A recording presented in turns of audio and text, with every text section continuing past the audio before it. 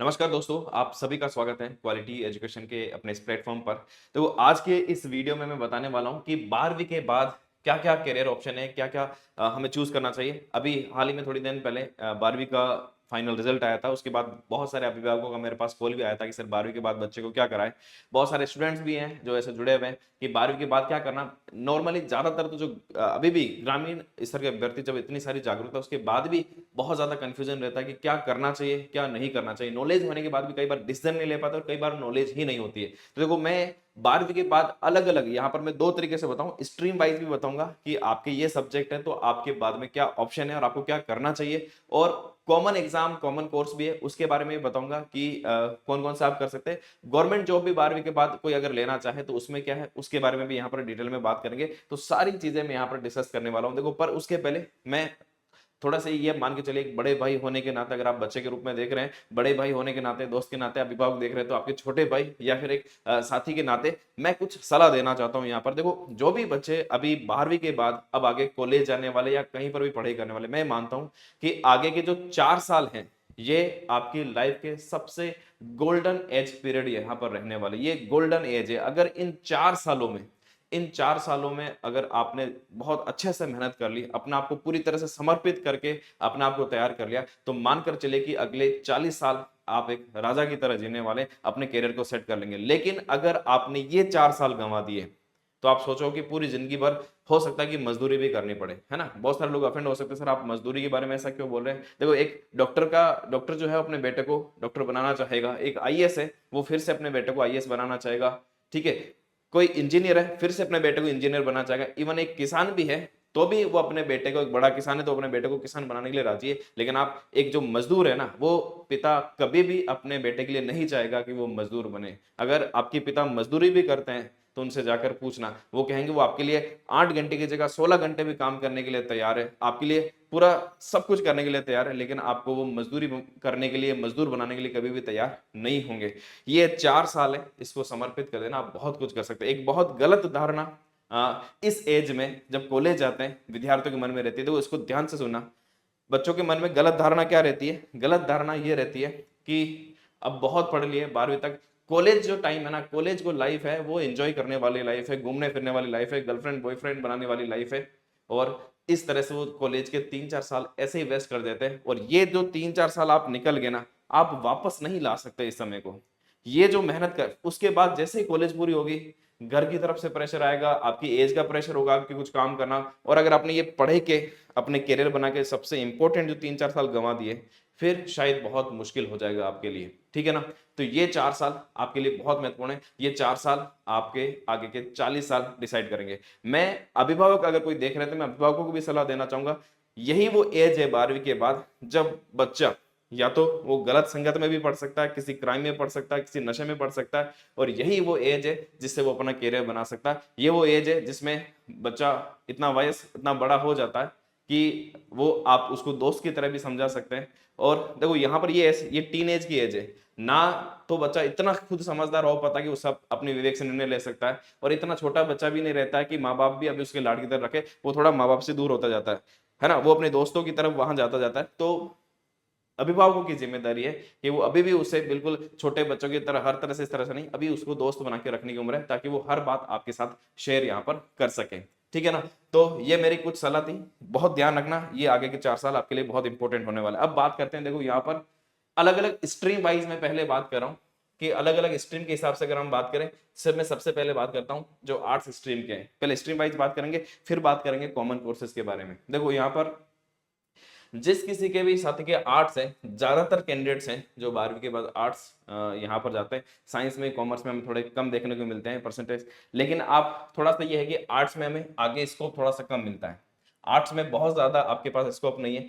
Arts के बाद देखो या तो एक स्टूडेंट जाता है कि भाई या तो आपके पास एक ग्रेजुएशन करने के लिए बीए का ऑप्शन, आप कॉलेज में एडमिशन ले, या फिर दूसरा ऑप्शन है कि आप डीएलएड या जिसे बीएसटी कह सकते हैं। डीएलएड का मतलब होता है डिप्लोमा इन एलिमेंट्री एजुकेशन। अब देखो मैं आपको दोनों के बारे में बताता हूँ, ऐसा नहीं कि ये ऑप्शन सही नहीं है, ये ऑप्शन सही है, मैं दोनों के बारे में, मैं आपको हर एक चीज के बारे में कंप्लीटली बता दूंगा। डिसीजन आपको लेना है कि आपको क्या करना है। देखो यहाँ पर अगर आप में से ऐसे हैं कि जल्दी किसी को नौकरी चाहिए, भाई जल्दी से एक कोर्स किया, फटाफट से नौकरी लग जाए, बहुत जल्दी नौकरी लग जाए, तो फिर आपके लिए एक अच्छा ऑप्शन हो सकता है कि आप बीएसटीसी कर सकते हैं। बीएसटीसी के जैसे एग्जाम होता है, प्री एग्जाम होता है, उसके बाद होने के बाद कॉलेज मिलती है, लगभग 2 साल का ड्यूरेशन का ये कोर्स होता है, 2-2.5 साल लग जाते हैं। मैं यहाँ पर फीस खर्चा कितना क्या उसके बारे में बता रहा हूँ, जैसे लगभग फीस के बारे में बात कर रहा हूँ, खर्चा आप पर डिपेंड करता है, रहने खाने का खर्चा जो भी अलग होता है। फीस लगभग आप मान के चलिए 35,000 के आसपास लगभग यहाँ पर फीस होती है, ठीक है। तो जिसको चाहिए कि भाई जल्दी से नौकरी लगना है, तो यहाँ पर आप बीएसटीसी कर सकते हैं। बीएसटीसी करने के बाद आपको जो आप एलिजिबल होंगे, आप यहाँ पर एलिमेंट्री एजुकेशन यानी 5वीं तक के जो टीचर होते हैं, है ना, जैसे रीट का एग्जाम होता है, तो रीट लेवल 1 जो होता है, L1 यानी प्राथमिक शिक्षक आप बन सकते हैं। उसके बाद भी आपके पास ऑप्शन रहता है कि आप आगे भी अपनी तैयारी कर सकते हैं। जिन साथियों ने बीएसटीसी का सोचा है वो ध्यान रखें कि बीएसटीसी के साथ आप बीएसटीसी कोर्स करें, उसी के साथ अपनी ग्रेजुएशन भी आप नॉन कॉलेज के रूप में, प्राइवेट के रूप में ग्रेजुएशन भी कर सकते हैं, ओपन यूनिवर्सिटी से कर सकते हैं, साथ साथ में ये पढ़ाई कर सकते हैं। ओपन यूनिवर्सिटी के साथ ये आपकी पढ़ाई हो सकती है, इसको भी कर ले ताकि बीएसटीसी के साथ ही आपकी ग्रेजुएशन भी पूरी हो जाए। उसके बाद आप आगे बढ़ना चाहें तो आप बीएड करें, उसके बाद और किसी एग्जाम्स की तैयारी करें, आपके पास अच्छा ऑप्शन है। अब यहां पर आता हूं मैं बीए के ऑप्शन पर। देखो, अगर आप में से कई साथी ऐसे हो सकते हैं कि नहीं हमें टीचर नहीं बनना, या फिर हमें सिर्फ प्राथमिक शिक्षक तक सीमित नहीं रहना है, हमें बहुत आगे करना है, और हमें इतना भी जल्दी नहीं कि बस तुरंत खत्म हो जाए और हमें नौकरी लग जाए, हमें आगे करना है। कई लोगों को लगता है देखो बीए के बाद कोई स्कोप नहीं है, बीए के बाद कोई मतलब कोई ज्यादा नौकरी लगने की संभावना या ऐसे कुछ नहीं है। बात सही है, बीए कोई ऐसे कोई टेक्निकल आपके पास डिग्री नहीं है या फिर ऐसा कुछ नहीं है। तो बीए अब ऐसे साथी देखो, ऐसा नहीं है, मैं आपको बताता हूँ, जो सिविल सर्विस की तैयारी भी करता है, कोई साइंस में जा रहा है, इंजीनियरिंग कर रहा है, आईआईटी में जा रहा है, उसके बाद भी लास्ट में जो फाइनल सब चाहते हैं कि वो प्रशासनिक सेवा में जाए, आईएएस बने। मैं आपको बताता हूँ, जिनको लगता है कि बीए करने के बाद कुछ भी नहीं है, प्रशासनिक सेवा की जितनी भी लोग तैयारी करते हैं, आईएएस बनने के लिए जितनी भी लोग तैयारी करते हैं, भले ही वो मेडिकल फील्ड से हो, इंजीनियरिंग फील्ड से हो, आईआईटी की हो, किसी भी फील्ड से हो, वो सब्जेक्ट सारे आईएएस बनने के लिए ह्यूमैनिटी सब्जेक्ट, आर्ट्स के सब्जेक्ट चूज करते हैं। ह्यूमैनिटी यानी मैं इसका आर्ट्स ही बताता हूँ, आर्ट्स के सब्जेक्ट चूज करके वो बनते हैं। साइंस से और इनसे बनना, इंजीनियरिंग के सब्जेक्ट से बनना बहुत रेयर लोग देखने को मिलते हैं रोज। तो जो ये सोचते हैं कि बीए के बाद कुछ नहीं, मैं आपको बताता हूँ, सारे लोग अंत में यही आने का प्रयास करते हैं। तो आप तो इसी सब्जेक्ट के साथ जा रहे हैं, यही सब्जेक्ट आप 3 साल 5 साल पढ़ने वाले हैं। तो ये नहीं सोचे कि बीए करने के बाद हमारे पास कोई ऑप्शन नहीं है। अगर आप आईएएस की तैयारी कर रहे हैं, आरएएस की तैयारी कर रहे हैं, ये आपका लक्ष्य आपने बनाया हुआ है, तो इसमें इससे बढ़िया स्कोप कहीं नहीं हो सकता। तो कोई भी ये नहीं सोचे कि बीए करने के बाद हमारे पास कोई आगे विकल्प नहीं रहेगा, ऑप्शन नहीं रहेगा। बीए करने के बाद अगर आप ये आगे आने वाले 3 साल अपने आप को पूरी तरह से समर्पित कर दें, पूरी तरह से तैयारी में झोंक दें, तो ये भी फिर आपके लिए ज्यादा मुश्किल नहीं है। सही बात है कि अगर आप ज्यादातर कैंडिडेट्स हिंदी मीडियम से होंगे, हिंदी मीडियम के लिए बहुत स्कोप, मतलब बहुत ज्यादा इतने लोग सेलेक्ट नहीं हो रहे हैं, फिर भी हर साल आप मान के चलो कि हर साल 50-60 स्टूडेंट्स तो ऐसे होते ही हैं, और संख्या आगे पीछे होती रहती है कि वो निकाल सकते हैं। और इतना अगर आप जो इन 3 सालों में जाग जाता है, वो वही व्यक्ति होता है जो उस एग्जाम को निकाल पाता है। इसके अलावा बीए करने के बाद देखो आपके पास ऑप्शन क्या है, बीए करने के बाद आप बीएड कर सकते हैं, या फिर आपको ये है कि मुझे तो शिक्षक ही बनना है, तो बीए प्लस बीएड का जो है आप उसमें भी एडमिशन ले सकते हैं। ये 4 साल का हो जाएगा, लेकिन आपको श्योर नहीं है कि नहीं मैं बीए करने के बाद प्रशासनिक सेवा में भी जा सकता हूँ, बीएड बाद में कर सकता हूँ, तो कोई प्रॉब्लम नहीं है। आप 3 साल के बाद ये जो 2 साल का है वो बाद में ले सकते हैं, या फिर बीए करने के बाद आपकी ग्रेजुएशन हो जाएगी, ग्रेजुएशन के बाद आप एलिजिबल हो जाएंगे ग्रेजुएशन लेवल के कोई भी कंपटीशन एग्जाम की तैयारी करने के लिए। ठीक है, बाद में मैं सारे कॉमन कोर्सेज भी बताऊंगा, भी सारे कॉमन कोर्स जो बीए के बाद, ये ग्रेजुएशन प्लस बीए करने के बाद अपनी पढ़ाई को जारी रख सकते हैं। बीए के बाद एमए कीजिए आप, है ना, उसके बाद नेट जेआरएफ, कॉलेज प्रोफेसर बनने का, टीचर बनने का, ये सारे के सारे ऑप्शन आपके पास अवेलेबल है। पर ध्यान रखना, ये तभी होगा अगर आपने सोच लिया कि अब तो बीए है, मेहनत कुछ करनी नहीं है, 3 साल आराम से मौज करो। 3 साल अगर आपने मौज किया, फिर कुछ भी नहीं बचने वाला है। अगर आप बीए में भी जा रहे हैं किसी कारण से, मतलब न आप, ऐसा भी कारण हो सकता है कि आप बीएसटीसी बीएड अभी नहीं कर पाए, फीस बहुत ज्यादा होती है। मैं मेरे बारे में बताता हूँ, जब मुझे बीएड करनी थी, मैंने बीएड का प्री बीएड का एग्जाम भी दिया, ऑल राजस्थान मेरा टॉप 10 में नंबर था, पर उस समय इतने पैसे नहीं थे कि बीएड करें। बीएड करना चाहता था पर उस समय पैसे नहीं थे, और उस समय मैंने दूसरे एग्जाम भी दे रखे थे, मुझे पता था कि अभी बीएड करने तो पैसा नहीं, दूसरे एग्जाम में मेरा, मुझे पूरा विश्वास था कि मेरा नंबर आ जाएगा, आ भी गया था। फिर पटवारी में मैंने टॉप किया था उस टाइम पे, उसके बाद मेरा आरएस में आ गया। तो बीएड इस कारण से हुई नहीं, करना चाहता था पर हुई नहीं। पर ऐसे बहुत सारे साथी मुझे पता है कि हो सकते हैं जो किसी कारण से, फीस के कारण से, आर्थिक नहीं, पर आप, मैं बताता हूं, अगर आईएएस भी बनना है ना, बीए करो, 3 साल की बीए करो, उसके बाद 21 साल एज होने पर आईएएस के लिए अब एलिजिबल है, तैयारी करो। कोई आवश्यकता नहीं है कि आप किसी कोचिंग जाए, आजकल तो ऑनलाइन में आईएएस की कोचिंग भी जहां 1 लाख 1.5 लाख लगता है, वो 5, 7, 8 हजार, 10 हजार, 20 हजार में अवेलेबल है, और यूट्यूब पे सारा फ्री में अवेलेबल है। आईएएस तक का एग्जाम आप, ये आईएएस तक का भी जो रास्ता होता है वो इसी रास्ते से होकर गुजरता है। तो बीए वालों को निराश होने की कोई भी आवश्यकता नहीं है कि हमारे पास कोई स्कोप नहीं है। आपके पास कोर्स करने का पैसा नहीं है, और चीजों के लिए नहीं है, लेकिन अगर आपके पास आपका मेहनत है, अनुशासन है और समर्पण है, आप सारी चीजें हासिल कर सकते हैं। आगे बात करते हैं, देखो साइंस जिनके पास पीसीएम है उनके पास क्या ऑप्शन है। देखो एक ऑप्शन तो सबसे ज्यादा जो लोग चुनते हैं कि भाई हमें सबकी इच्छा रहती है ये जाए इंजीनियरिंग करें, पर इंजीनियरिंग देखो मैं आपको यही सलाह दूंगा कि जो जेई में जाते हैं, आईआईटीज में जो जाते हैं, आईआईटी हो गया, एनआईटी हो गया, ये बड़े कॉलेजेस हैं, यहाँ जाए तो वास्तव में थोड़ा सा मजे वाली बात हो कि आपको ये मिला, पर उसके लिए बहुत टफ एग्जाम से होकर गुजरना पड़ता है। ये देखो वर्ल्ड के सबसे टफेस्ट एग्जाम में आता है, ये मान के चलिए जेई मेंस और जेई एडवांस, ये एग्जाम आपको क्लियर करने होते हैं। और आप अगर 12वीं के बाद सोचे कि जेई मेंस एडवांस, तो उसमें तैयारी करने में बहुत टाइम चाहिए होता है। जब 10वीं के बाद ही सोच लिया जाता है, 10वीं क्लास के बाद, कि आपको इंजीनियरिंग में आईआईटी कॉलेज में जाना है या एनआईटी में जाना है, 10वीं के बाद कम से कम अपनी 11वीं 12वीं के साथ ही अगर आप कोचिंग करें, तैयारी करें, इसमें आप ध्यान रखें कि जो फीस का खर्चा आता है, जो फीस आती है, फीस का खर्चा कॉलेज में इतना खर्चा नहीं है। कॉलेज में तो आप मान के चलिए कि अगर आप जैसे मान लो जनरल ईडब्ल्यूएस या फिर बीपीएल में भी है, ठीक है ना, तब तो कोई दिक्कत नहीं है, लगभग पूरी स्कॉलरशिप मिल जाती है। एससी एसटी के कैंडिडेट है तो पूरी की पूरी लगभग आपको वापस स्कॉलरशिप मिल जाती है, और फीस भी न के बराबर है। आपको गवर्नमेंट आईआईटी कॉलेज मिलने के बाद कोई ज्यादा टेंशन लेने की इसमें फीस की जरूरत होती ही नहीं है। गवर्नमेंट कॉलेज मिल जाए तो बहुत ज्यादा महंगा नहीं है। ये प्रॉब्लम है कोचिंग की जो फीस लगती है वो थोड़ा सा महंगा होता है। आज बहुत अच्छी बात है कि ऑनलाइन आने के बाद ये बहुत सस्ता भी हो गया, बहुत अच्छी कोचिंग भी यहाँ पर हर किसी को अफोर्डेबल कोचिंग यहाँ पर मिल रही है। पर अगर आपने बहुत अच्छी तैयारी कर ली तो ये आपके पास ऑप्शन है कि आप जा सकते हैं। बाकी जो सामान्य कोचिंग स्टेट लेवल के अलग अलग कोचिंग जो इंजीनियरिंग कॉलेज हैं, वो सीयूटी एग्जाम के सेंट्रल जो यूनिवर्सिटीज हैं उसमें एडमिशन के लिए आप सीयूटी का एग्जाम भी दे सकते हैं। तो एक तो इंजीनियरिंग का ऑप्शन है। फिर दूसरा ऑप्शन, जो इंजीनियरिंग में नहीं जा पाते उनके पास ऑप्शन है कि वो बीएससी कर सकते हैं। अलग देखो, ये जो बीएसटीसी का ऑप्शन है ये तो सबके लिए कॉमन है, ये मैं आगे कॉमन में बता ही दूंगा। बीएसटीसी का ऑप्शन तो 12वीं के बाद सभी के पास है, जो आर्ट्स कॉमर्स साइंस सभी के लिए। बीएससी प्लस बीएड भी कर सकते हैं, या आप दूसरा ऑप्शन चुनें कि आप बीएससी करें फिर आगे एमएससी करें, या फिर अगर टीचिंग में जाना चाहते हैं तो पहले बीएड कर सकते हैं, ये ज्यादा ऑप्शन है। और एमएससी करके आप फर्स्ट ग्रेड टीचर यानी लेक्चरर बन सकते हैं, प्रोफेसर बन सकते हैं, ये सारा ऑप्शन भी। और आगे जो मैंने आपको बताया वो तो कॉमन है भी। सिविल सर्विस में ग्रेजुएशन की डिग्री जिनके पास आ गई तो जो सिविल सर्विस में जाने का रखता है, ये ऑप्शन सभी के पास है। ये बीएससी एक अच्छा आपके सामने एक ऑप्शन है, जिससे आगे आपके सारे बहुत सारे रास्ते खुल जाते हैं बीएससी करने के बाद, ठीक है। उसके बाद अगर हम बात करें पीसीबी यानी बायोलॉजी की बात करें, जिनके 12वीं में बायोलॉजी सब्जेक्ट रहा, तो उनके लिए जो सबसे प्रीफर जो चाहते हैं कि वो चाहते हुए कि भाई वो एमबीबीएस करे या डॉक्टर बने, तो उसके लिए एग्जाम होता है नीट का। ये नीट का एग्जाम अगर आप क्रैक कर लें तो आपको एमबीबीएस, अगर किसी को एमबीबीएस नहीं मिले या फिर दूसरे फील्ड तो बीडीएस, बीएमएस, बीएचएमएस, ये सारे के सारे ऑप्शन होते हैं। पर वही बात है कि सिर्फ 12वीं के बाद जस्ट अगर आप अटेम्प्ट लेना चाह रहे हैं तो नीट की तैयारी 2-4 महीने में तो होती नहीं है, ये तो फिर अगले साल पे जाता है। आप पूरी 1 साल की तैयारी करके नीट का अटेम्प्ट दे, या आपने अगर 1 साल 2 साल पहले तैयारी शुरू कर ली तो आपके पास ये ऑप्शन हो। और एक बहुत बढ़िया ऑप्शन और होता है बीएससी नर्सिंग का। मान लो कि अगर आपको इसमें नंबर नहीं आता तो आप ये भी चूज कर सकते हैं। इसमें भी गवर्नमेंट में भी अगर नंबर आता है तो बहुत अच्छी सैलरी, 80,000 से लेकर 1 लाख रुपए तक सैलरी होती है, और प्राइवेट में भी बड़े बड़े हॉस्पिटल में इतनी सैलरी यहाँ पर मिल सकती है।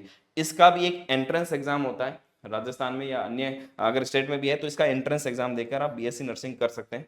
बीएससी नर्सिंग लगभग ये भी 4 साल का कोर्स होता है, ठीक है। और ये करके आप एक गवर्नमेंट में भी नर्सिंग अधिकारी बन सकते हैं, या फिर नर्सिंग के और भी प्राइवेट में भी बहुत सारे इसमें अपॉर्चुनिटीज मिलती हैं। और बाकी ये वाला ऑप्शन तो मैंने आपको बता दिया, बीएसटीसी, बीएससी प्लस बीएड, या फिर आगे एमएससी बीएड अगर आप लेक्चरर प्रोफेसर ये बनना चाहते हैं तो एक ऑप्शन ये भी है। आगे बात करते हैं, देखो पीसीएम और पीसीबी दोनों के लिए एक कॉमन चीज है, जिनके बारे में चाहे मैथ्स रही हो चाहे बायोलॉजी रही, एक ऑप्शन ये आता है कि डी फार्मा और बी फार्मा। ये भी आपने कई बार सुना होगा, डी फार्मा और बी फार्मा। डी फार्मा यानी डिप्लोमा इन फार्मेसी, यहाँ पर बैचलर ऑफ फार्मेसी। ये ग्रेजुएशन डिग्री इसलिए 4 साल की होती है, ये डिप्लोमा होता है इसलिए ये 2 साल का होता है। इसमें क्या होता है, जो फार्मेसी कर लेता है उनको जैसे मेडिकल शॉप खोलना हो, ठीक है, मेडिकल शॉप या मेडिकल का दवाइयों का होलसेल करना हो, या फिर फार्मेसी भी खोलनी हो, उसके लिए लाइसेंस के तरह से उसके लिए लाइसेंस मिल जाता है। इसके अलावा कोई प्राइवेट में भी नौकरी करना चाहे तो प्राइवेट में भी, जैसे आप किसी मेडिकल में, फार्मेसी में, बड़े बड़े हॉस्पिटल में, यहाँ पर उसके लिए ये डिग्री जरूरी होती है, डी फार्मा डिप्लोमा। और ये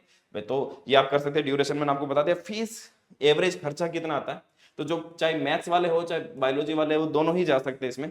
तो देखो ये जो मैंने फीस बताई है ये गवर्नमेंट कॉलेज और प्राइवेट कॉलेज दोनों की बताई, और ये भी वेरी करते हैं, अलग अलग जगह पर अलग अलग हो सकता है। ये भी मैंने अलग अलग सोर्सेज से लिया है, काफी जगह बहुत अलग अलग बताया, तो थोड़ा सा आप एक बार उसको जिस कॉलेज में आप जा रहे हैं वहां पर देख सकते हो। तो अगर ये टोटल फीस बता रहा हूँ 2 साल की, गवर्नमेंट कॉलेज में अगर बात करें तो गवर्नमेंट कॉलेज में यहाँ पर किसी में नंबर आता है तो लगभग 40,000 के आसपास हो जाता है। उसमें भी कैटेगरी वाइज बहुत सारे स्कॉलरशिप का भी अलग अलग कार्यक्रम चलते हैं, स्कॉलरशिप वापस मिल जाती है।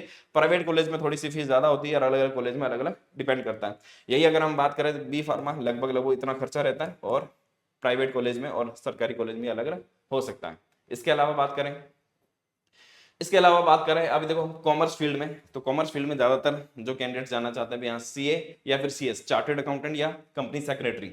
तो देखो सीए में क्या होता है, सीए में एक सीए फाउंडेशन का एग्जाम आपको देना होता है, आईसीआई करवाती है।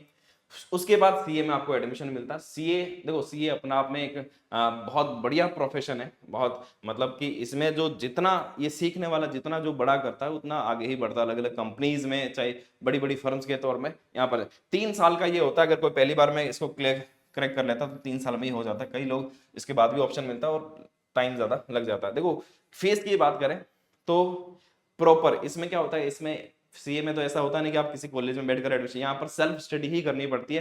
लेकिन फिर भी जो एग्जाम वगैरह और सबकी फीस प्रोसेस ये 90,000 होता है। उसके बाद डिपेंड करता है आप ऑफलाइन कोचिंग कर रहे हैं ऑनलाइन कोचिंग कर रहे हैं, उसका खर्चा कितना आता है वो सारा इस पर डिपेंड करता है।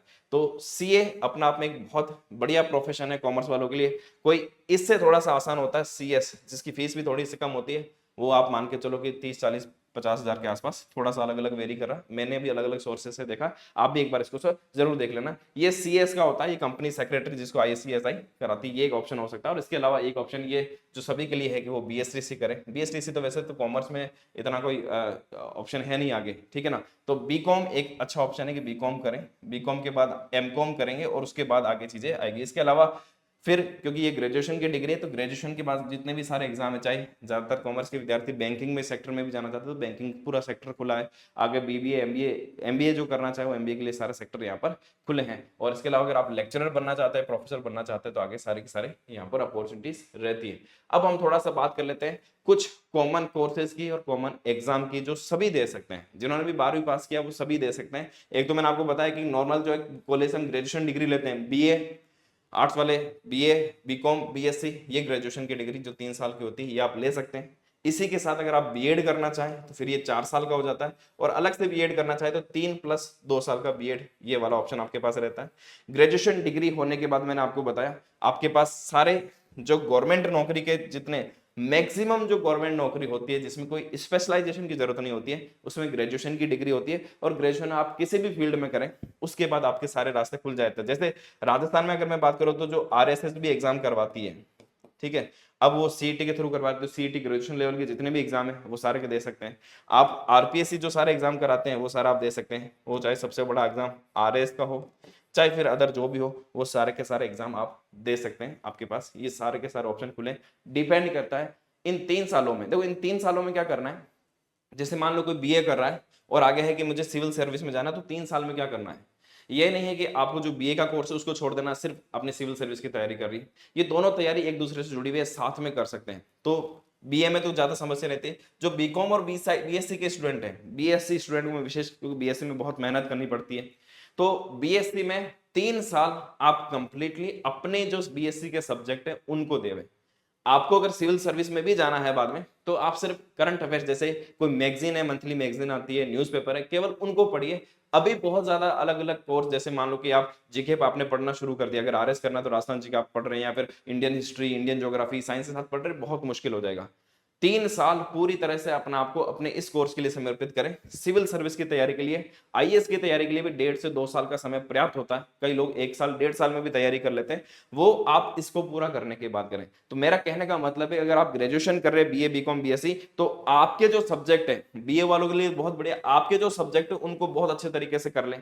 बीए वालों के पास ऑप्शन रहता है, टाइम मिल जाता है अलग से सारे सब्जेक्ट और आप पढ़ ले में, है ना। तो इसके साथ साथ आप कंप्लीट 3 साल के अंदर अंदर ही पूरी सिविल सर्विस की तैयारी आप कर सकते हैं। और जैसे आप 3 साल पूरे होंगे, आपकी 21 साल एज होती है, आप पहले अटेम्प्ट में ही एग्जाम निकाला जा सकता है। इसी बीए के दौरान 3 साल के दौरान आप सारी चीजें देख ले, लिखने की भी प्रैक्टिस कर ले, लिखने का भी अभ्यास कर ले, कौन टॉपर आ रहा है, टॉपर्स किस तरह से लिख रहे हैं, आप सारा देख सकते हैं। बीए के लिए बहुत बढ़िया अपॉर्चुनिटी कि वो 3 साल के अंदर अंदर ही तैयारी कर सकते हैं। जो बीकॉम बीएससी कर रहे हैं अपनी बीएससी बीकॉम बहुत अच्छे से करें, उसके बाद 1-1.5 साल में आप पूरी तैयारी यहाँ पर कर सकते हैं। इसके अलावा जो बीएसटी का एग्जाम है सभी दे सकते हैं, वो मैंने आपको बताया ही है। इसके अलावा कोई प्रोफेशनल कोर्सेज में जाना चाहता है ना, बहुत सारे प्रोफेशनल कोर्सेज में भी हैं, तो वहां पर जो जाना चाहता है तो देखो एक ऑप्शन जैसे आपके लिए एलएलबी का ऑप्शन मिलता है, ठीक है, बैचलर इन लेजिस्लेटिव लॉ ये कहा जाता है इसको। ये कानून की एलएलबी, जो एडवोकेट बनना चाहता है, वकील बनना चाहते हैं, आप वकील बन सकते हैं, एडवोकेट बन सकते हैं। उसके लिए आज जो वकील होते हैं, जो बड़े बड़े वकील होते हैं, जो हाई कोर्ट और सुप्रीम कोर्ट में, उनकी फीस लाखों में होती है, कईयों की करोड़ों में भी होती है। जो बहुत बड़े वकील, बहुत अनुभवी जो वकील हो जाते हैं, करोड़ों करोड़ रुपए भी चार्ज करते हैं। इसके अलावा अगर आप सरकारी नौकरी में, तो देखो राजस्थान में आरजेएस की भर्ती निकलती है, जज आप यहाँ पर बनते हैं, ठीक है। और उसके आगे मतलब अगर जज बनना हो, एडवोकेट बनना है, इसके लिए और भी आरपीएससी अलग अलग तरह के लॉ फील्ड में अलग अलग वैकेंसी निकालती है, उसमें आप जा सकते हैं। बाकी प्राइवेट में भी काफी अपॉर्चुनिटीज हैं। कोर्स आप बात करें 12वीं के बाद अगर आप सीधा एलएलबी में जा रहे हैं तो लगभग 5 साल का होगा। ग्रेजुएशन के बाद जाता है तो ये 3 साल का हो जाता है, ठीक है। ग्रेजुएशन में भी तो ग्रेजुएशन के बाद जा रहे हैं, ग्रेजुएशन के साथ कर रहे हैं तो 3+2 5, इंटीग्रेटेड में 5 साल में हो जाता है। लेकिन ग्रेजुएशन के बाद अलग से कर रहे हैं तो ये 3 साल का होता है। खर्चा वही बात है, गवर्नमेंट में कॉलेज मिलता है आपको, अच्छा कॉलेज मिलता है तो वहां पर फीस बहुत कम होती है, वो भी स्कॉलरशिप के माध्यम से मिल जाती है। और बाकी अगर प्राइवेट कॉलेज में जाते हैं तो फिर ये फीस बहुत बढ़ जाती है और वेरी करती है अलग अलग, ठीक है। तो ये आपके सामने दिया हुआ है। इसके अलावा एक और कोर्स होता है जर्नलिज्म का, जिसको शौक है भाई वो पत्रकारिता करना है, पत्रकार वगैरह बनना है, तो जर्नलिज्म के कोर्स भी कर सकते हैं, है ना। ये डिग्री इसको ये बोलते हैं bachelor of journalism and mass communication, BGMC. 4 साल का होता है और इसका भी खर्चा गवर्नमेंट कॉलेज में तो बहुत कम होता है, प्राइवेट में जाए तो ये अलग अलग हो सकता है। इसके में देखो आप आरपीएससी की बात करो तो पीआरओ एपीआरओ की भर्ती निकलती है, वहां जा सकते हैं, बहुत बढ़िया मतलब बहुत अच्छे पे लेवल की यहाँ पर ये भर्ती होती है। और इसके अलावा पत्रकार की अपनी एक वैल्यू होती है। तो यहाँ पर मैं एक चीज और कहना चाहूंगा, जो स्पेशल जो बीए कर रहे हैं कैंडिडेट, उनके लिए जो बीए कर रहे हैं मैं उनको एक सलाह और देना चाहूंगा। तो मैंने आपको प्रशासनिक सेवा की बात करी है, आईएएस आरएएस की बात करी है, ठीक है, ये आपको तैयारी करनी चाहिए, इसमें जाना चाहिए। गवर्नमेंट जॉब की भी आपको तैयारी करनी चाहिए। तो सब लोग, ये तो आप भी जानते हैं कि सब लोग तो आईएएस आरएएस बन नहीं पाएंगे। सब आईएएस आरएएस बनने के लिए पूरी देखो, अगर आपने 3 साल पूरी तरह से समर्पित होकर तैयारी करी, बहुत अच्छे लेवल की तैयारी करी, तब संभावना बनती है, तब भी श्योरिटी इसमें कुछ भी नहीं है। आईएएस आरएएस सिविल सर्विस में अनसर्टेनिटी बहुत ज्यादा है, इसलिए श्योरिटी के साथ कोई नहीं कह सकते इसमें सिलेक्शन हो जाएंगे। फिर आप किसी अदर गवर्नमेंट एग्जाम की तैयारी करने के लिए एलिजिबल भी हैं। लेकिन क्योंकि आज के समय में ऐसा है कि देखो कंपटीशन बहुत ज्यादा है, हर कैंडिडेट का नंबर नहीं आएगा। 1 लाख में से मुश्किल से 1,000 लोगों को लेना है। सिविल सर्विस में तो ऐसा ही है, 1 लाख में से 1,000 लोगों, 1 लाख में भी नहीं, 5 से 10 लाख लोगों में 1,000 को लेना है सिविल सर्विस में। तो अदर गवर्नमेंट जॉब में तो 1 लाख में से 1,000, वहां पर भी 10 लाख लोगों में से फॉर्म भरते हैं और 1,000 2,000 पोस्ट ही निकलती है। तो कंपटीशन बहुत ज्यादा है। तो जो 10 लाख में से 1,000 का नंबर आ जाएगा, ठीक है, बाकी लोग क्या करेंगे? 9,90,000 लोग, 9,99,000 लोग क्या करेंगे? 9,90,999, इतना 900 लोग जो ये बचे हुए वो क्या करेंगे? ठीक है, यहाँ पर आप देखो कितने, 1% भी नहीं है ये तो, ठीक है ना, हजारवा भाग यहाँ पर आ रहा है, बाकी लोग कहाँ जाएंगे? तो इसी वजह से बेरोजगारी भी बढ़ रही है। तो देखो मेरी सलाह आपको ये रहेगी कि आप 3 साल जब पढ़ रहे हैं, भले ही आप आईएएस की तैयारी कर रहे हैं, आरएस की तैयारी कर रहे हैं, लेकिन आपको फुली स्किल्ड भी हो जाना चाहिए, है ना। ये 3 साल बहुत होता है। आज के टाइम में नौकरी क्यों नहीं मिल रही है लोगों को? आज के टाइम में बिल्कुल बेरोजगार, बहुत सारे लोग हमारे पास भी आते हैं, सर 10,000 की नौकरी दे दो, 15,000 की नौकरी दे दो, वो भी नहीं मिल रही है। आपने 15 साल पढ़ाई करी है, उसके बाद भी आपको नौकरी नहीं मिल रही है। लेकिन मैं मानता हूं कि 15 साल की बजाय अगर आप 15 महीने कोई स्किल सीख लें, अगर आपके पास कोई स्किल्स हो तो आपको कोई भी जॉब देने के लिए तैयार है। आज के टाइम में प्रॉब्लम यह है कि स्किल लोग नहीं मिलते हैं। देखो किसी को 10,000 की 15,000 की नौकरी, किसी को अगर सिंपल टाइपिंग भी आती है जो 3 महीने में सीखा जा सकता है, वो 15,000 के कमा सकता है, 15 से 20,000 कमा सकता है, ठीक है ना। किसी को आज के टाइम में जैसे मान लो फोटोशॉप वगैरह वीडियो एडिटिंग आता है, वो 20 से 25,000 कमा सकता है। जिसको एडवांस एडिटिंग आती है वो 50-60,000 कमा सकता है। जिसको एनिमेशन आता है उससे भी ज्यादा कमा सकता है। ये तो एक कंप्यूटर फील्ड का बता दे। किसी भी फील्ड में मैं चाहता हूं कि अगर आप थोड़ा थोड़ा रोज का 1-2 घंटा अगर आप स्किल्स भी सीखें, है ना, तो आप, अगर आपके पास स्किल्स है, आजकल तो कंप्यूटर फील्ड में आजकल क्योंकि एआई का जमाना आ रहा है और बहुत सारे ऐसे जो आप छोटी छोटी चीजें जहां से आप एआई सीख सकते हैं, यूट्यूब से बहुत कुछ सीख सकते हैं। मैं चाहता हूं कि आप लोग जो है बीए के साथ कम से कम कुछ ना कुछ स्किल रोजाना 1-2 घंटा यूट्यूब पर या किसी कोर्स के माध्यम से, ऑनलाइन कोर्स के माध्यम से आप कुछ ना कुछ स्किल जरूर सीखें, ताकि आप ये कभी नहीं रहेगा कि आपके पास हमेशा कभी पॉकेट मनी की भी प्रॉब्लम आए यहाँ पर आपको, या फिर आप बेरोजगार घूमें। आप आराम से, अगर आप स्किल्ड है, फुली स्किल्ड है, एडवांस लेवल, उसके बाद आपने अनुभव ले लिया, कोई भी आपको एक अच्छी हैंडसम सैलरी देने के लिए तैयार होगा। तो ये जरूर करें। आप सिर्फ ऐसा नहीं हो कि आप बिल्कुल बिना स्किल के रह जाए, कुछ ना कुछ स्किल जरूर आनी चाहिए। आप कंप्यूटर में सीख रहे हैं तो आपको एमएस ऑफिस कंप्लीट आना चाहिए। जिसको एमएस ऑफिस कंप्लीट आता है उसको हर कोई कंपनी में जगह देने के लिए तैयार है। तो ये जरूर आपको करना चाहिए। इसके बाद आगे देखते हैं। देखो और कुछ कोर्स होता है, और कोई अगर आप में से कोई प्रोफेशनल कोर्स करना चाहता है, ये ज्यादातर लोग, मैं सबको ये सलाह नहीं देता हूं कि आप सब लोग कीजिए। कोई ऐसे कोर्स करने की कहां जरूरत होती है? देखो नॉर्मल जो आप ग्रेजुएशन करेंगे वहां पर संभावना थोड़ी कम होती है, क्योंकि वहां पर स्किल्स नहीं होती है, ठीक है। तो वहां पर जॉब लगने की, प्राइवेट में, सरकारी में जॉब लगने की संभावना थोड़ी कम होती है। लेकिन अगर आप कोई और प्रोफेशनल कोर्स वगैरह करते हैं तो थोड़ी संभावना बढ़ती है। तो जिनको लगता है कि टाइम है, पैसा है, कोर्स कर सकते हैं, तो कुछ और कोर्स, जैसे एक कोर्स है बीबीए, ठीक है, bachelor of business administration, BBA. उसके बाद एमबीए। इसके बाद अगर और आगे बढ़ना चाहे तो मास्टर डिग्री में एमबीए होता है। और अगर आपने बहुत अच्छे कॉलेज से बीबीए और एमबीए किया तो बहुत अच्छी कंपनियों में आपको अच्छा पैकेज यहाँ पर मिल सकता है। तो इसका एंट्रेंस एग्जाम होता है, अच्छे मार्क्स लाके उसमें आप कैट के एग्जाम जैसे अगर देते हैं तो बहुत अच्छे कंपनियों में आपको बाद में प्लेसमेंट मिल जाता है। 3 साल का लगभग कोर्स होता है। गवर्नमेंट में तो फीस लगभग बहुत कम होती है ना, वो भी मैंने बताया स्कॉलरशिप के माध्यम से लगभग काफी वापस रिफंड हो जाती है। 50,000 से लेकर 3 लाख, और बड़े कॉलेज में अलग अलग फीस और भी हो सकती है।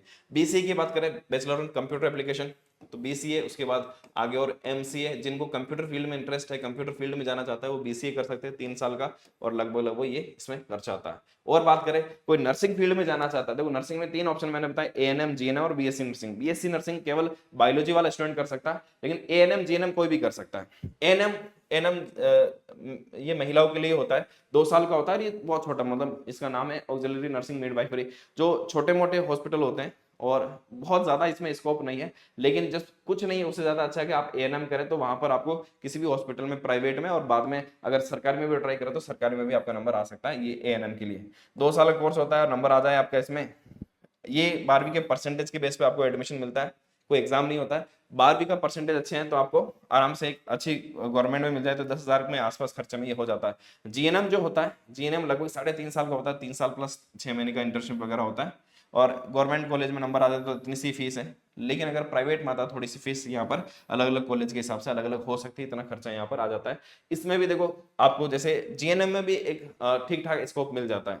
नॉर्मल अगर सरकारी में लगे तो आराम से सरकारी में भी आपको एक अच्छी सैलरी यहाँ पर मिल सकती है, प्राइवेट में भी एक ठीक ठाक यहाँ पर सैलरी आपको मिल जाती है। तो जीएनएम कोर्स भी कर सकते हैं, आपके पास यहाँ के आपके परसेंटेज अच्छा है, गवर्नमेंट कॉलेज मिल जाए तो जरूर डेफिनेटली आपको कर लेना चाहिए। जिनको ये लगता है कि भाई ग्रेजुएशन में इतना स्कोप नहीं होगा, जल्दी नौकरी चाहिए, तो ये सबसे बेस्ट ऑप्शन है, ये आप परस्यू कर सकते हैं। इसके अलावा कई लोग होटल मैनेजमेंट, फैशन डिजाइनिंग, इस तरह के कोर्स भी करते हैं, उसमें भी जाया जा सकता है। अब हम थोड़ी सी बात कर लेते हैं लास्ट में।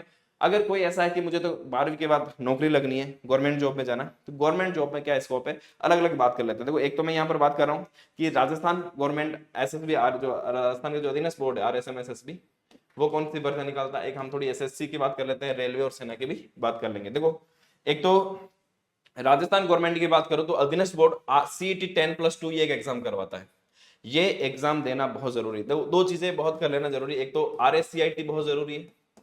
गवर्नमेंट नौकरी जिसको राजस्थान में लगना है उसके लिए RSCIT मस्ट है, कंप्यूटर का कोर्स है, ठीक है ना, ये कर लेना। इसके बाद CET वाला एग्जाम है 10+2, ये जरूर देना है। उसके बाद जैसे कुछ एग्जाम है आपको बताता हूँ, चाहे वो LDC बनना हो, राजस्थान पुलिस कांस्टेबल बनना हो, वन रक्षक, वनपाल, छात्रावास अधीक्षक, और इसके अलावा अधीनस्थ बोर्ड इस बार और काफी भर्तियां इसमें जोड़ने वाला 10+2 में। इन सब में अगर आपको जाना है तो ये CET 10+2 एग्जाम पास करके फिर इसमें सिलेक्शन। पर आप देख लेना ये 12वीं का है, लेकिन इसमें एग्जाम देने वाले ग्रेजुएशन और ग्रेजुएशन किए हुए भी 5-5 साल से तैयारी कर रहे हैं, ऐसे लोग भी देते हैं, उनके साथ आपका कंपटीशन है। हालांकि उससे कोई फर्क नहीं पड़ता कि ग्रेजुएशन वाला दे रहा है, 5 साल की तैयारी वाला दे रहा है। मैं आपको बताता हूँ, अगर आप 12वीं पास भी है, पढ़ने में अच्छे हैं, 6 महीने, 8 महीने, 10 महीने की अच्छी तैयारी करके आप भी इन एग्जाम को निकाल सकता है। कोई फर्क, जिनका 6 साल में नंबर नहीं आया ना, तो कोई गारंटी नहीं है कि वो इस बार निकाल लेगा।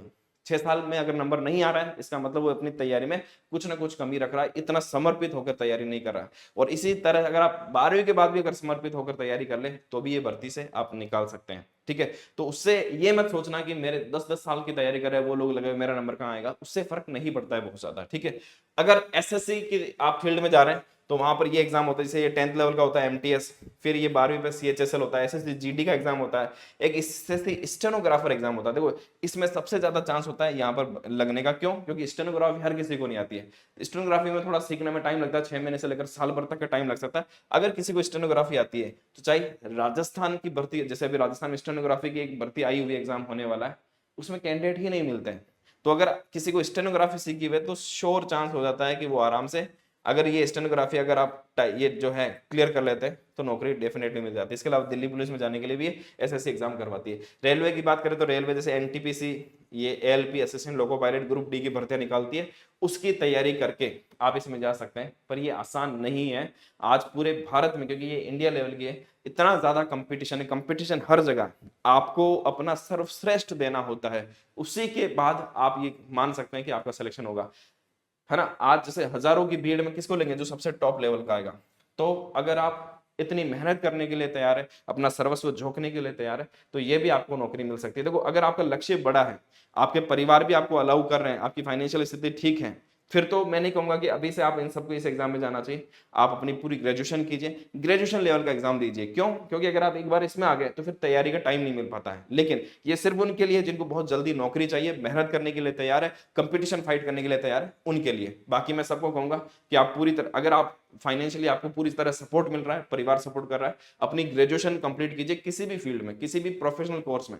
उसके बाद जो ग्रेजुएशन लेवल के एग्जाम अगर आप देंगे तो आप सीधे बड़े पोस्ट पर जाएंगे, ठीक है। बाकी जिनको करना है ये सारे अवेलेबल है। सेना की बात करूं तो देखो एक बहुत बड़ा एग्जाम होता है एनडीए, नेशनल डिफेंस एकेडमी में जाने के लिए।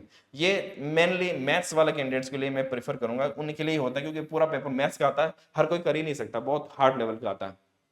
पर ये बहुत बड़ी लेवल की चीज है, ये यूपीएससी करवाती है एग्जाम, ठीक है। जैसे इधर आईएएस और आरआईएस ऐसे होते हैं, उस लेवल का ऑफिसर लेवल का एग्जाम है। और मैथ्स का बहुत हार्ड पेपर आता है, इंग्लिश अच्छी होनी चाहिए, मैथ्स अच्छी नहीं चाहिए, तब यहाँ पर ये किया जा सकता है। पर 12वीं के बाद एक बहुत अच्छा करियर विकल्प के रूप में है आपका एनडीए एग्जाम, ठीक है। इसके अलावा नेवी, आर्मी, एयरफोर्स, इन सब के लिए तो अग्निवीर की भर्ती निकलती है और अलग अलग भर्ती भी निकलती है। अगर जिनको सेना में जाने का इंटरेस्ट है तो ये सारे के सारे एग्जाम आप दे सकते हैं। तो ये तो मैंने आपको सारा बता दिए कि आप कौन से कोर्स आप कर सकते हैं 12वीं के बाद, करियर विकल्प के रूप में क्या है, गवर्नमेंट जॉब के लिए क्या है, ये सारा जो मुझे जानकारी थी वो सारी की सारी मैंने आपको दे दी। इसके अलावा देखो कोई अलग फील्ड में जाना चाहे, बिल्कुल कुछ नया करना चाहे तो भी, जैसे मान लो कई कैंडिडेट्स होते हैं जिनको स्पोर्ट्स में इंटरेस्ट है, ठीक है, तो बिल्कुल आज के टाइम में आप हर जगह यहाँ पर कैरियर ऑप्शन, ऐसा नहीं कि पहले ऐसा होता था स्पोर्ट्स में आगे कोई कैरियर ऑप्शन नहीं है, आजकल हर जगह ऑप्शन है, हर जगह आप अपना अच्छा स्कोप बना सकते हैं। पर यह है कि शर्त यह है कि आपको हर जगह टॉप पर रहना पड़ेगा, कंपटीशन हर जगह, भीड़ हर जगह, जब आप भीड़ में सबसे टॉप पर होंगे तभी आप इसको कर पाएंगे। स्पोर्ट्स में जाना चाहे, किसी क्रिएटिव फील्ड में जाना चाहे, बहुत सारे क्रिएटिव फील्ड हो सकते हैं, सिंगिंग, डांसिंग, एक्टिंग, है ना, पेंटिंग, कुछ भी क्रिएटिव फील्ड। आजकल तो जैसे लोग, बहुत सारे लोग जो है कि हाँ यूट्यूब क्रिएटर बनना चाहते हैं, है ना, कि यूट्यूब पे कुछ, मैं आपको देखो, मैं आपको ये सलाह दूंगा, किसी दूसरों को देख के भी यार ये इतना बढ़िया इन्फ्लुएंसर है, मैं भी यूट्यूब इन्फ्लुएंसर बन जाता हूँ, ये कर जाता हूँ, वो इन 3-4 सालों में अपनी लाइफ बर्बाद करने वाला सिस्टम भी हो सकता है। आप में विशेष रूप से कोई कला है, आप में विशेष रूप से आप ऐसी चीज कर सकते हैं, तो ही इस पर आपको ध्यान देना चाहिए। बाकी आप दूसरों को देख के भाई मैं भी ऐसा कर सकता हूँ, वैसा हो जाएगा, देखो इसके लिए पूरी लाइफ पड़ी है। ये 3-4 साल अगर आपने अपने करियर को बनाने में, अपने स्किल को डेवलप करने में दे दिया, अगर आपके पास कोई स्किल होगी तो आप बहुत सारी चीजें यूट्यूब पर कर सकते हैं। लेकिन आप बिना कोई स्किल के, बिना कोई टैलेंट के, बिना कोई विशेष प्रतिभा के आप यूट्यूब पर जाएंगे तो बहुत मुश्किल हो जाएगा, है ना। तो सिर्फ किसी को देखकर इन्फ्लुएंस में आप यूट्यूब पर नहीं उतरे, आप में कोई विशेष प्रतिभा है, आप कुछ विशेष कर सकते हैं, तब आपको यूट्यूब इन्फ्लुएंसर के रूप में बनना चाहिए। कई लोग होते हैं जो अपने परिवार का बिजनेस या बिजनेस में इंटरेस्ट वहां जाना चाहिए, तो ये सब चीजों के लिए स्वतंत्र है। मैंने जो एक तरह से ट्रेडिशनली जो सारे कोर्स वगैरह होते हैं उसके बारे में आपको सारी जानकारी दे दी, जो ज्यादातर सामान्यतः जो मध्यम वर्गीय परिवार है, जो जानना चाहता है, करना चाहता है, उनके लिए मैंने आपको सारी की सारी जानकारी दे दी। अब इनमें से कोई भी आपके डाउट हो, सवाल हो, आप मुझे कमेंट में लिख सकते हैं। कोई ऐसा विशेष होगा जो सबके लिए कॉमन होगा, उसके लिए मैं अलग से वीडियो बना दूंगा, बाकी मैं आप सबके कमेंट में जवाब भी दे दूंगा। और ऐसे अपने सारे साथियों को जो जो ये कंफ्यूजन में है कि 12वीं के बाद क्या करें, उन सबको भी एक बार जरूर आप शेयर कर देना, ठीक है। Thank you.